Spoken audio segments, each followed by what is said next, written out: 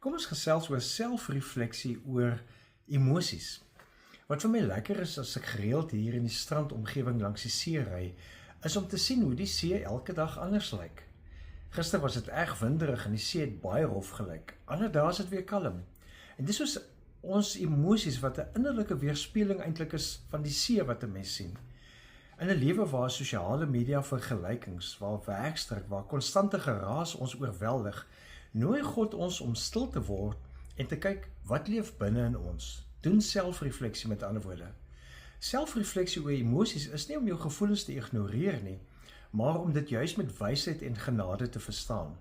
Dawid skryf byvoorbeeld in Psalm 51 vers 10: Laat my weer blydskap en vreugde belewe. U het my verbrysel, laat my weer jubel. Hy gesels eerlik met God oor wat binne in hom aangaan. Ons kan ook. Dink aan 'n oomblik van spanning en dan doen jy selfrefleksie en vra jouself, waar kom hierdie gevoel vandaan? Is dit 'n werklike bedreiging? Of is dit dalk 'n ou patroon van denke en emosies wat homself herhaal? En so begin jy beheer terugneem. Hierdie eenvoudige bewusword van wat binne in jou aangaan, help jou om te verstaan, jou emosies is eintlik net boodskappers.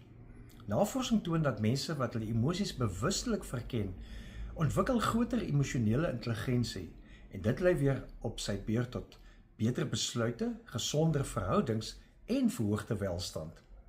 Selfrefleksie saam met God help jou om oomblikke te herken waarin jy God se goedheid in jou dag, in jou week raak sien. Dis oomblikke waarin jy byvoorbeeld ligter voel na 'n kuier saam met 'n vriend, of waarin jou hart sagter voel na die eenvoudige bid en om hulp gevra het, of vir iemand anders gebid het. So maak vandag tyd om net 'n paar oomblikke stil te raak. Word bewus van jou emosie, erken dit, en dan vra jy, wat wys jy vir my? En dan vra jy ook, God, waar is jy in hierdie gevoel?